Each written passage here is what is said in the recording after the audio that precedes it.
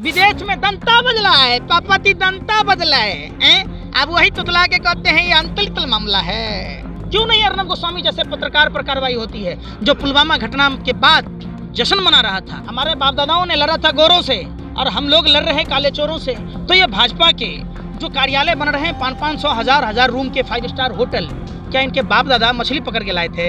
रजत शर्मा मुजरा गा रहा है, तभी तो उसको कदम सम्मान मिला है। आप ये कानून वापसी ले लीजिए और देश के किसान अपने अपने घर को चले जाएंगे।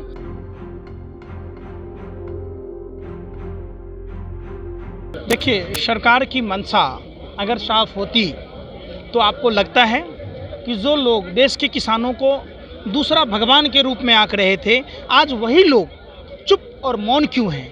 क्यों वही लोग जो कभी किसान आंदोलन को कर रहे किसान भाइयों को देश के दूसरे भगवान कहते थे, आज वो शैतान कहने लगे हैं, आज टुकड़े टुकड़े गैंग कहने लगे हैं, आज उन्हीं के नेता भरवे शब्द का इस्तेमाल करने लगे हैं, आज उन्हीं के नेता चाइना और पाकिस्तान से फंडिंग की बात कहने लगे हैं, जिनको पुलवामा, गलवान, लद्दाख और अरुणाचल में बसे जो चाइना ने गांव बसाई उसको खाली कराने की बात थी। आज उन्हीं के लोग किसान आंदोलन को कमज़ोर करने, खाली कराने, आटा किसने लाया, कपड़े किसने लाया, जींस पैंट किसने पहना, ये पूछ रहे हैं। कितनी शर्म की बात है। अब सवाल उठता है कि जब सैटेलाइट ये बात बताता है कि पंजाब में, हरियाणा में, पश्चिम उत्तर प्रदेश में फसलों का जो जड़ होता है उसमें आग लगाने से दिल्ली में प्रदूषण होता है, मतलब अब समझिए कि वो पराली या गन्ने का कुछ भी अगर लगाने से, मक्के का, तो उसमें प्रदूषण हो जाता है। और सैटेलाइट नहीं बताता है कि गलवान में कब चाइना आ गया है।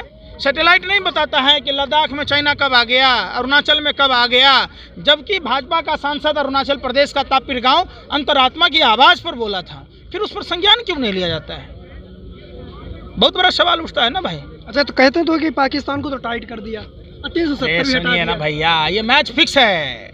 अजीत डोभाल का बेटे का धंधा कहाँ चलता है? पाकिस्तान में। आपके बेटे का धंधा चलेगा पाकिस्तान में? बाघा बॉर्डर बंद है। अगर बाघा बॉर्डर से हमारे देश का किसान अगर व्यापार करेगा तो वो देश के खिलाफ है। और अजीत डोभाल का बेटा पाकिस्तान में धंधा करेगा तो ये देशभक्ति है। बाप, देखिए, अडानी पोर्ट से धंधा होगा तो ये अडानी की देशभक्ति है। अगर कौन गया था पाकिस्तान डे पर बधाई देने? हम आप दीजिएगा तभी देशद्रोही करार देगा, जेल में डाल देगा। कौन गया था मसूद अजहर को छोड़ने? आप बताइए ना। कौन गया था पाकिस्तान में बिरयानी खाने? कौन गया था पाकिस्तान में अपने भी चादर ओढ़ के अपनी माँ के लिए भी ले के आया? आप जा सकते हैं। एक ही देश में 2 तरह का कानून चलेगा।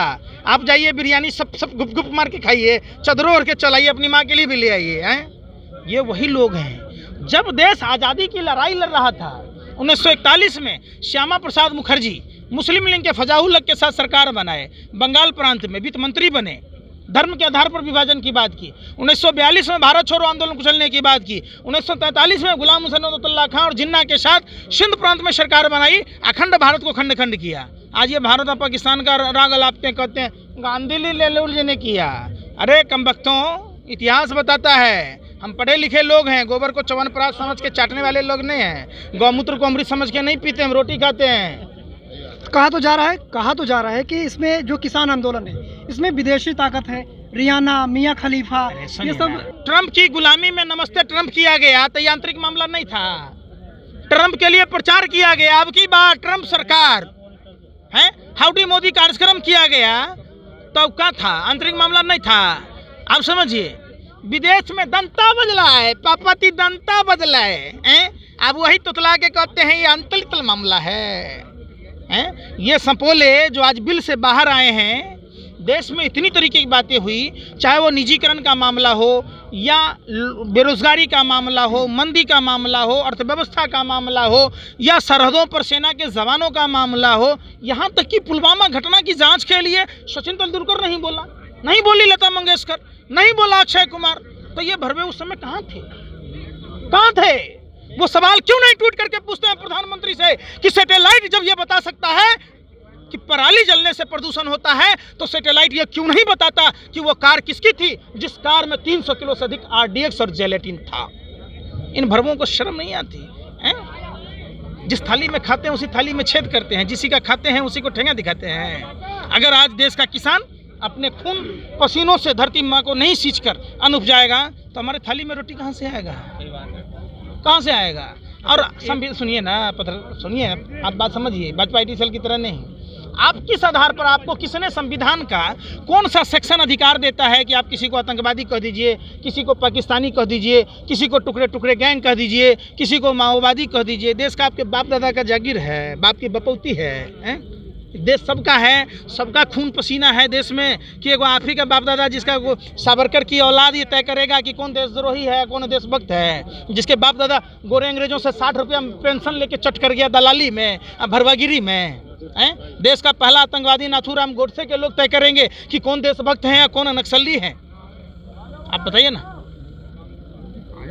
बताइए, पत्रकारिता करते हैं, क्यों नहीं अर्नब गोस्वामी जैसे पत्रकार पर कार्रवाई होती है? जो पुलवामा घटना के बाद जश्न मना रहा था, जो पुलवामा घटना से फायदा होने की बात की, जिसने बालाकोट की घटना 26 को हुई, 23 को अर्नब गोस्वामी किसका पार्टनर है? भाजपा का सांसद राजीव शेखर का पार्टनर है, जो बीपीएल का मालिक है। कहता है पूछता है भारत, अरे थूकता है भारत, पूरा देश मुद्दा है तेरे पर। 70 दिन से ज़्यादा हो गए हैं, अब कहाँ देखते हैं इस किसान आंदोलन को? क्योंकि अब तो किसान थोड़ी सी हताशा या निराशा हुई होगी। शायद आपका जन्म नहीं रहा होगा और आपने इतिहास नहीं पढ़ा होगा। देश जब आज़ादी की लड़ाई लड़ रहा था, 200 सालों तक अंग्रेज़ों के गुलाम था, तो क्या 10 दिन में ख़त्म हो गया था? ये फिर आज़ादी की लड़ाई है।